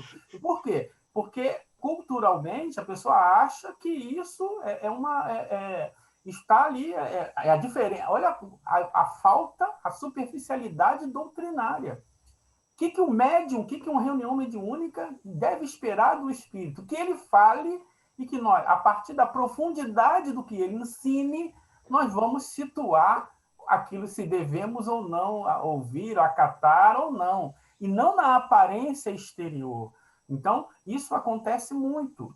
E ainda tem isso na mente de muitas pessoas, de que, imagina, né? Se eu desencarnar daqui a 40 anos, vou estar todo envergadinho, eu chego no centro e digo, meu irmão, vai, rala, vai lá para os terreiros, que lá que é o seu lugar. Então, é exatamente isso. Por quê? Isso é um racismo. A pessoa não é que ela é um membro da SS, não, porque é uma cultura, como assim, ninguém nasce racista. As pessoas aprendem a ser racista por causa da educação que nós temos. Então, quando Kardec fala da educação que modifica as pessoas, é essa educação que dá todos os elementos e todas as possibilidades, ensina realmente que todos nós somos iguais. Quando estudamos todas as culturas, quando vamos estudar sobre a África, estudar sobre a Europa, estudar sobre a Ásia, estudar com o mesmo peso. Então, são muitas coisas que estão envolvidas que, às vezes, a gente fala, e, geralmente, aqui as pessoas talvez estejam tímidas, sempre vem aquelas frases racistas. Não, mas tem negro que é racista. O negro, ele é um ser humano. E o ser humano, ele culturalmente é influenciável. Todo ser humano. Então, não é o negro o negro é bom, nem o negro é mau, o branco é bom, nem o branco é mau. O branco é o ser humano e o negro é o ser humano. Então, tem negro ladrão, tem branco ladrão. Tem negro honesto, tem branco honesto. Então, não, mas tem negro. A pessoa, ela se sente incomodada, ela começa a buscar frases, né, racistas para tentar justificar aquilo que está incomodando nela. Então, o que a Valéria falou do politicamente correto, de se sentir... Não, tá... Então, para não ser hipócrita, eu tenho o quê? Que aprovar o errado? Não interessa se é certo ou se a pessoa aceita ou não aceita. O certo é o certo. Então, a diferença entre a justiça, igualdade e equidade. A equidade é você tratar os diferentes, ok? Dar aos diferentes condições iguais. Então, se uma pessoa ela tem dificuldades para obter aquela educação de excelência, cabe a nós, falar assim, não, isso é do Estado. Sim, o Estado é nós, porque nós estamos encarnados. Como é que a gente vai viver a justiça, o amor e a caridade sem ajudar os que estão em situação de dificuldade? Então, cabe a todos nós, enquanto seres humanos, humanidade, dar àqueles que têm menos condições, diminuir essa distância para que ele possa ter a melhor educação possível. Então, aí é quando não mais uma pessoa dentro do ônibus se sentir constrangida só pelo fato de entrar uma pessoa negra, só pelo fato de entrar um policial, ela achar que ela vai ser revistada porque ela é negra, então, por quê? Porque de onde vem isso? Ela tirou da cabeça dela. Isso existe na nossa cultura. Então, as pessoas hoje, os racistas, né, hoje querem ter o direito de fazer piada racista. Acham que isso é liberdade. As pessoas querem o direito de discriminar. Então, por quê? São os sofismas da paixão. E essas pessoas, elas usam a razão da melhor forma possível, ou da forma que ela puder, para poder justificar a sua posição. Então, a gente tem que tomar muito cuidado, assim, onde eu coloco o meu racismo, onde eu coloco o meu preconceito, que a Valéria falou, é importantíssimo. As minhas frases, os meus pensamentos, as minhas linhas de raciocínio, será que não tem conteúdo racista? Será que não tem conteúdo preconceituoso? Não, a pessoa não tem contra o racismo, mas tem preconceito sobre daquela região, dessa região, daquela posição social ou não. Então, a lei de justiça, de amor e de caridade é para todos. Então, essa é uma questão importante, que às vezes a gente não para pensar. E quando a gente faz esse estudo aqui, porque a gente quer que nós pensemos sobre isso. Então, aqui não é para falar nem de posição política de A ou de B. A gente está falando da lei de justiça, de amor e de caridade. E, Jorge, acho que a gente, como espírita, deveria ter menos dificuldade de falar desse assunto. Sim. Na verdade, eu acho que o nosso silêncio é mais um cuidado e uma cautela no falar, justamente por todo esse racismo estrutural que existe. Porque, por exemplo, eu tentando defender uma posição correta, eu posso, na minha fala, ter traços de racismo, de tão arraigado que isso está na gente. E a gente, enquanto espírita, a gente não deveria ter essa dificuldade pelo seguinte: a Caminho da Luz explica a gente O próprio codificador Allan Kardec, ele em nenhum momento, nem no texto que você colocou, ele dá uma conotação de racismo da parte dele. Por isso que a gente tem que tomar um cuidado. Eu, enquanto espírita, posso ter uma interpretação equivocada, mas o codificador foi o plano A de Jesus. Então, muito dificilmente a gente vai achar algum traço de equívoco em Allan Kardec, mesmo ele sendo um espírito encarnado, né, que esteve entre nós. Então, aí você colocou o texto, eu não me recordava do texto, eu me socorri. O Google hoje ajuda a gente. Então, joguei lá a Revista Espírita e fui fazer a leitura do texto. Então, ele analisa a questão do racismo dentro de um aspecto da ciência da época, que era a frenologia, ou seja, o tamanho do seu cérebro, partes do seu cérebro. E aí, se a gente auxilia, junta a esse estudo o A Caminho da Luz, a gente vai entender que a nossa dificuldade em relação a raças, que hoje em dia a gente já nem usa mais essa terminologia, é porque a gente precisa entender que no momento... Se eu fizer uma pergunta para vocês agora, será que a gente vai saber responder? Vocês acham que nós começamos a nossa evolução na Terra ou somos deportados? Viemos de Capela? A gente não sabe.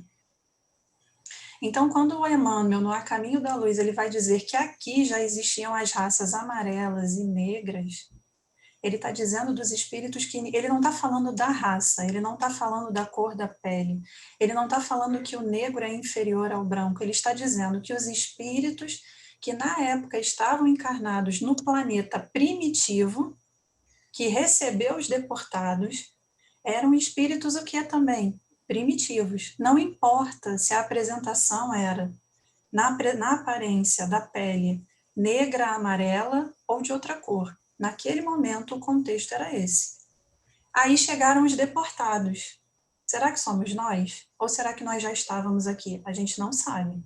Então, já mata por aí qualquer preconceito, porque nós não sabemos de onde nós viemos, se aqui ou se viemos de fora. Aí vieram os deportados. Aí ele faz a referência à raça branca, que seriam os deportados e que se misturaram com as raças já aqui existentes. Qual era a única diferença dos deportados para os espíritos primitivos? Os deportados já vinham das chamadas civilizações com alguns conceitos morais. Agora, conceitos morais certos ou errados? Se são deportados é porque tinham grandes débitos e vieram para cá. E se misturaram com os espíritos primitivos que aqui estavam, que não eram nem errados nem certos, estavam na fase primitiva. Qual é a função de todo irmão que está mais adiantado intelectualmente ou moralmente? No caso dos deportados, intelectualmente, mais à frente. É auxiliar quem intelectualmente está menos à frente, ou seja, eu venho de um planeta de provas e expiações, chego num planeta primitivo, tenho conceitos e preciso auxiliar. Agora vamos para o mundo atual nosso. Nós, enquanto espíritos, reencarnamos, desencarnamos, reencarnamos, desencarnamos. É a mesma condição hoje? Não é. Então, hoje nós chegamos num estágio já mais à frente. Ou seja, eu não posso definir uma pessoa pela cor da pele, pelo idioma que ela professa, pelo país onde ela nasceu. Estamos todos juntos num mundo de provas e expiações. Então, a nossa dificuldade diminui aí. Desculpa, Sérgio, se eu me alonguei na minha visão do tema. Aqui tem mais alguns comentários aqui no chat. Aí vem dizendo assim, parabéns pelo tema, que ainda, por incrível que pareça, o tabu em centros espíritas, foi a Maria do Carmo que colocou. Ela, obrigado pela presença e tal. Amigos, muito obrigado pela tarde de importantes reflexões. É uma pena que nos tempos atuais ainda nos deparamos com tantas segregações. Que busquemos sempre os amparos pelos ensinamentos do Mestre Jesus, a doutrina espírita, seremos caridosos e ajudarmos a todos a que se encontram à margem da sociedade. Aí depois vem, parabéns pelo tema da palestra, já observei esse tipo de preconceito. É engraçado até pelo que a Milena acabou de falar agora, né? A gente vai colocando, a gente consegue colocar por escrito, né? Mas a gente não consegue verbalizar aqui, né? Mas tudo bem, fica válido a gente estar aqui lendo o que está no chat. Esse tipo de preconceito, espero que fique gravado, pois entrei tarde, depois queria ver o início. Uma outra irmã colocou exatamente o Jorge. Ouvi isso de uma pessoa, presidente de uma casa espírita, expiação e parte da casa espírita. E parte do princípio de que alguns conseguem soltar as amarras porque outros não. Esse é o pensamento. E pior, não podemos trocar diálogos nesse sentido. Somos tratados como rebeldes. Aí, Jorge, é mais complicadinho, né, Jorge? Porque a gente, até os dias de hoje, ainda temos essa postura dentro da casa espírita, né? A função do presidencialista dizendo e ditando que tem o que pode ser falar dentro da casa espírita e não seguir as orientações doutrinárias. Tem uma outra questão também, Sérgio, o seguinte, às vezes a pessoa achar também que quem é diretor, é uma visão equivocada, quem é diretor de centro espírita tem evolução. Diretor de centro espírita é uma questão social, alguém escolheu ele para administrar, só isso. Isso não diz nada sobre a evolução dele. O que diz sobre a evolução dele é a sua conduta. Isso é importante. E mostrando que o espírita é separado da doutrina espírita. Uma conhecida nossa, uma vez, foi numa reunião de instituição federativa, e perguntaram a ela qual é a formação dela. Não, porque aqui na nossa reunião precisa ter uma formação. Eu falei, não, eu não vi isso no livro dos espíritos, não. Alguém leu isso, assim, para participar de reunião espírita? Precisa ter diploma de 3º grau? Mas essa pessoa, ela tirou isso da doutrina espírita? Não, ela tirou da onde? De dentro dela. Então, esse é um preconceito também, de achar que quem tem formação é especial, quem é diretor de centro espírita ou tem cargo de direção tem algo de especial. Outro preconceito, achar que centro que está muito cheio, ele é muito protegido. Kardec, os espíritos, diz que os espíritos superiores preferem os pequenos. Eles vão de preferência aos pequenos, por causa da questão da atmosfera espiritual, fraternidade, mas a gente vai pelo contrário, achando que tem 10 mil pessoas na reunião, então está muito. Pode ser uma Babel, né? Uma Babel que não diz nada, enquanto numa reunião que tem 5 pessoas, tem a fraternidade que atrai os superiores. Então, a gente tem que tomar muito cuidado com os nossos preconceitos, com as ideias preconcebidas que a gente tem, como diria Janaína, com as nossas crenças atávicas. Eu vou trazer um assunto aqui. Pois não, Carol. Sérgio, deixa eu falar. A pessoa também não pode, a opinião do presidente ou do diretor ser jogada como da casa espírita, né? O presidente não pode falar, ele é um representante que passa. Às vezes a ideia é dele, não é da casa espírita, né? Se ele impõe ou não, aí já é um problema dele. Eu acho que isso tudo está muito ligado à nossa condição espiritual, né? E o tanto de egoísmo e orgulho que nós temos, porque o orgulho é você querer ser melhor que o outro, né? Então, à medida que a gente for aprendendo, que a gente for melhorando isso, nós vamos chegar à conclusão que somos todos irmãos, né? E que viemos aqui para aprender, mas isso é muito, como você falou, muito cultural. Desde que a gente nasce, cabe a nós começar a melhorar isso, mas isso é muito colocado para a gente com muita força. Então, a gente tem que ter muito critério mesmo, muita força de vontade. A questão da hipocrisia também é muito grave, né? Porque, às vezes, as pessoas... Qual é o nosso objetivo? É ser tudo aquilo que a doutrina prega, que não é fácil, é trabalhoso, mas que a gente quer galgar, não aparecer, né? Fingir que é. Então, eu acho que é até mais valioso você mostrar quem é você mesmo de verdade, né? E aí entra a caridade do outro, entender as suas dificuldades, do que você demonstrar uma coisa que você não é, né? A nossa busca é por nos transformarmos em homens de bem, que ainda não somos, né? Desculpa, Sérgio. Não, tudo bem. Eu vou fazer um breve comentário aqui sobre uma posição que o Mauro colocou, e eu gostaria que ele discorresse um pouco sobre o que ele colocou aqui no chat, porque nós já tivemos palestra aqui, que tivemos um depoimento de um gay que foi banido de uma casa espírita, né, os dias de hoje, no século de hoje, e o Mauro fez uma colocação aqui a respeito que o preconceito deu origem à Umbanda. Então, Mauro, eu gostaria que você discorresse um pouco sobre isso, porque isso é muito para nós, né? Eu acho que a gente agora está fazendo... Mauro vai fazer as colocações do nosso ambiente. nosso ambiente de instituição espírita passa por esse momento aí que o Mauro vai fazer essa colocação. Isso foi um ato de preconceito. Foi. Isso a história da Umbanda passa por isso, né? Passa por preconceito dos espíritas. A história é interessante, quer dizer, para nós é vergonha alheia, mas é interessante, porque um determinado jovem, o nome dele, né, está na história da Umbanda, Zélio Fernandino de Matos, 1909, em Niterói, ele médium, começou a dar, foi reconhecido como médium, né, passando mal, enfim, um médium ainda não educado. Ele foi a uma casa espírita em Niterói e lá ele se comunicou através dele um espírito que se identificou como índio, um caboclo, né? E lá disseram que não era lugar, como o Jorge deu exemplo aqui, não era lugar de manifestação de caboclo, que é isso, como é que pode, não sei o quê.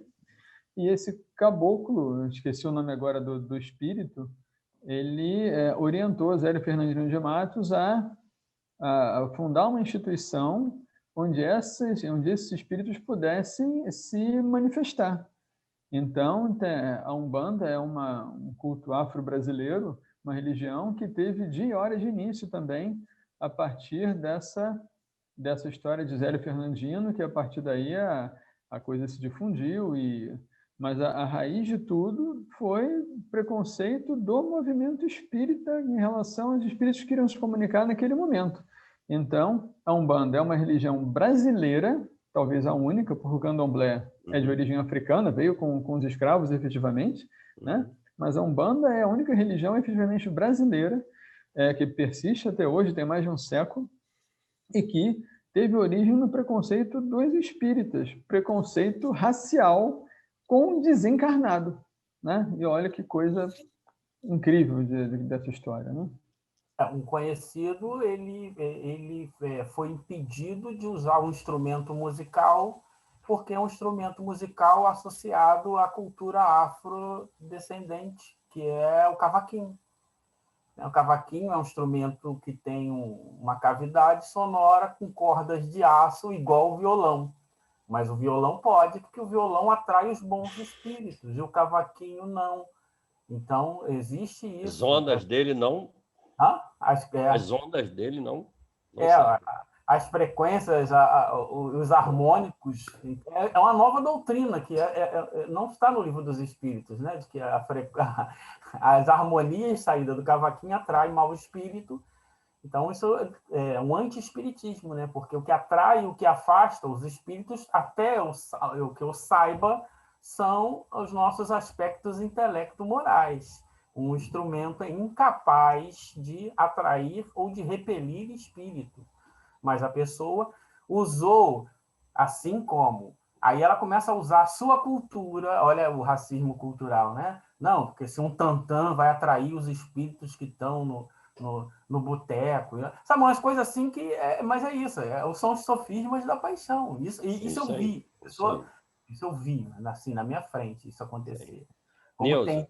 Não pode tocar samba no centro espírita, pode tocar tudo, né? Isso aí. Porque o samba não é de Deus, sei lá o que é de Deus, então. Neuza, pode fazer sua colocação. Não, é que eu estava querendo falar sobre essa questão da Umbanda. É muito importante a gente ver isso, que muitas pessoas pensam que os pretos velhos colocam como se o preto velho fosse um espírito inferior. Não, tem muitos assim espíritos que se colocam como preto velho e são espíritos muito elevados. Isso eu acho que é a questão do preconceito mesmo, né? Tá me escutando? Sim, estamos sim. E talvez então, eles se apresentem assim porque eles serão ouvidos daquela forma, né? E aí vão passar os conselhos deles e as orientações, devido ali eles serão, como o Jorge falou, né? Na América, nos Estados Unidos do Sul, no sul dos Estados Unidos no século XIX, não podia aparecer um espírito falando de reencarnação, né? Mas talvez em determinados lugares onde o espírito vai se manifestar, ele vai ser melhor recebido, entendido, ouvido, se ele não sendo, né? Ele assumindo essa postura de preto velho, talvez ele nem seja, nem tenha encarnado assim, mas quem Isso. sabe ali ele vai ser ouvido dessa forma. Uma coisa que eu já escutei falar é que Bezerra de Menezes, ele já se apresentou como Preto Velho. Não sei se vocês já viram falar sobre isso.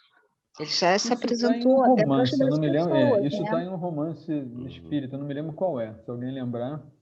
A Bezerra de Menezes é um branco velho, né? Ele não pode ser preto. Não, estou falando assim, que ele se Eu apresentou sei, como, eu tô assim, brincando. para Mas uma coisa um centro de importante. Umbanda, né, como Preto Velho, para poder ajudar até as pessoas lá, até na questão de receitar, né, as ervas e tudo, para poder ajudar as pessoas, né? Perfeito. Eu acho incrível isso, né?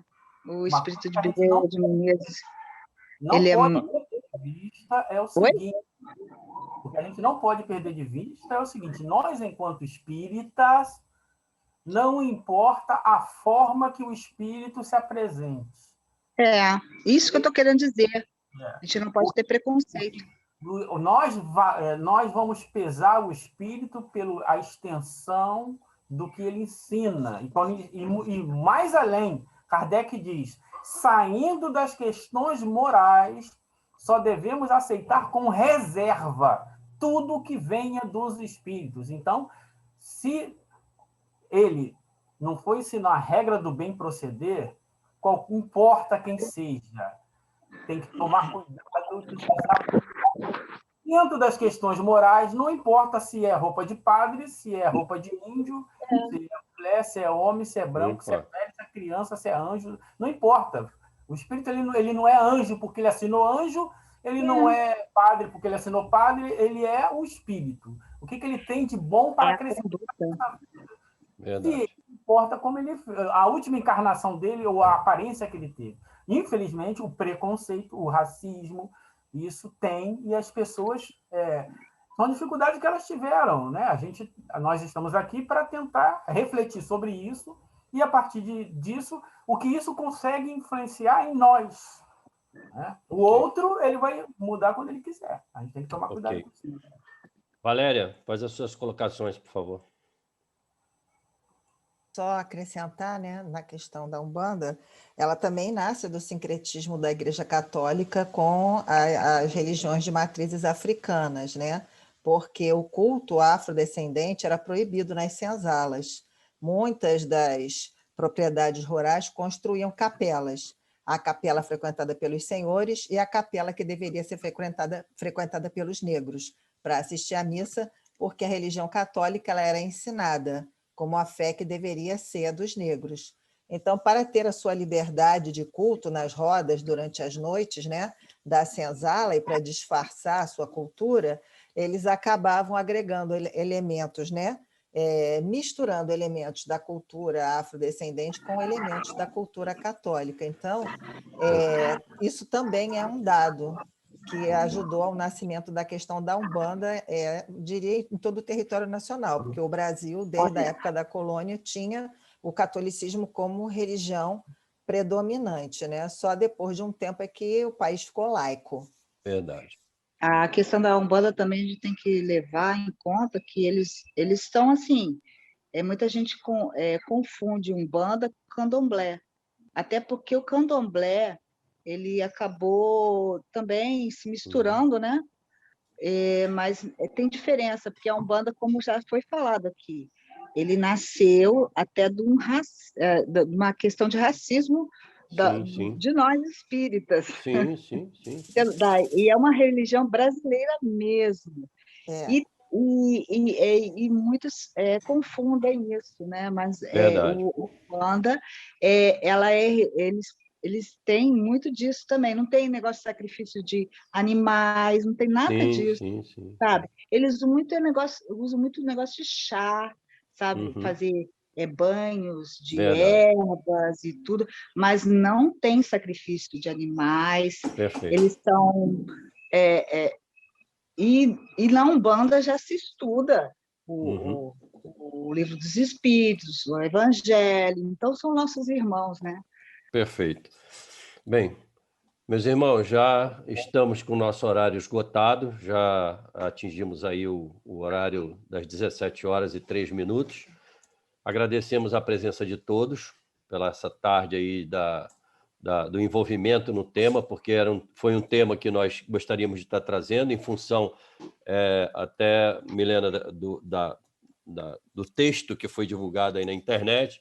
Acho que precisaríamos estar trazendo com muito cuidado, né? Porque estamos falando aqui de situações bastante delicadas e olhando muito para nós, dentro de instituições espíritas, dentro do movimento espírita, e aí cabe a todos nós aqui refletirmos até onde podemos estar sendo ou não, e agindo ou não no sentido do racismo.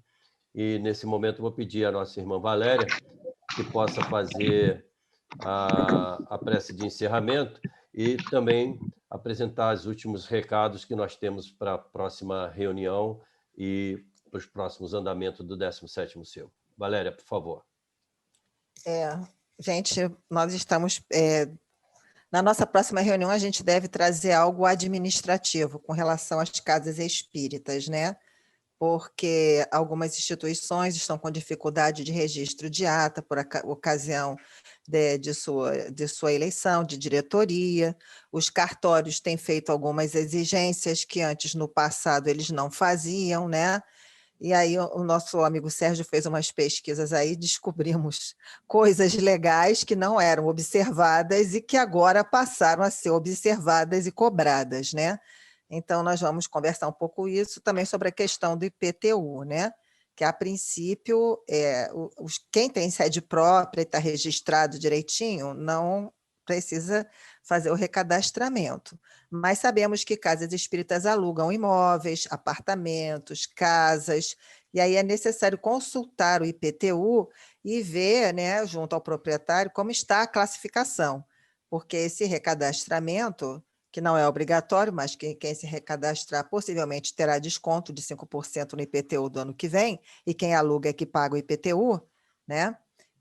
Tem que ver se está registrado como casa ou apartamento, independente do espaço ser utilizado por uma instituição espírita, aí tem que ser feita esse registro junto à prefeitura, tá? Então, temos que observar algumas questões assim que a gente está vendo por aí, e aí gostaríamos de conversar sobre isso com vocês, né? Sobre essas questões administrativas pertinentes ao centro espírita. Então, vamos fazer a nossa prece de encerramento, agradecer a presença, a participação de todos, né? Agradecer nosso companheiro Jorge, nosso companheiro Mauro, que nos trouxeram essas reflexões, porque é para nós pensarmos, porque isso não se estende só à questão, é o móvel das ações que nos levam que nos levam ao racismo, né? De cor, também nos levam às questões religiosas, de discriminação religiosa, e também nos levam às questões de gênero, de discriminação de gênero. Então, o móvel de todas essas ações que está lá no orgulho e no egoísmo nos levam a todas essas situações, né, que se assemelham.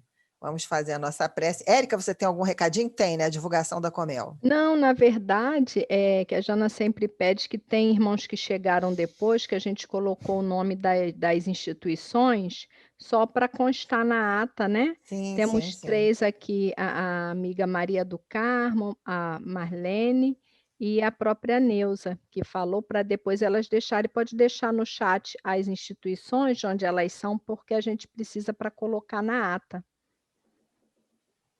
Assim, para registrar qual é a casa espírita. Tá, né? mais por isso. E a Comel eu estou divulgando lá nos grupos, né? Por causa do nosso horário.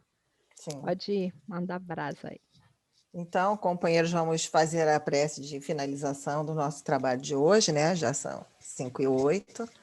Agradecer ao nosso Mestre Jesus por essa oportunidade de estarmos aqui reunidos nesta tarde, pela presença dos nossos companheiros, pela oportunidade da reflexão, que essa reflexão possa despertar a nossa observação de nós mesmos, né?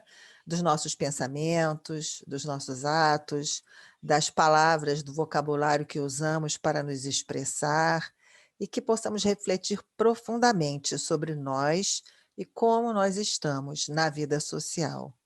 Querido Mestre Jesus, nós agradecemos por tudo, nos abençoa, nos fortaleça, envolver a todos os nossos irmãos que necessitam de Ti, onde quer que estejam, seja na vida física, passando pelas dificuldades das privações materiais, pelas doenças, seja despertando na vida espiritual. E para aqueles que também não estão preparados para dizer adeus, que sofrem com o luto pela distância dos seus entes queridos, que também possam ser envolvidos, possam ser amparados, Senhor, e que os seus corações se acalmem. Nós te agradecemos, abençoe a todos nós, nos ajude a caminhar e a olharmos e a estarmos melhor nesta vida. Muito obrigado por tudo. Que assim seja.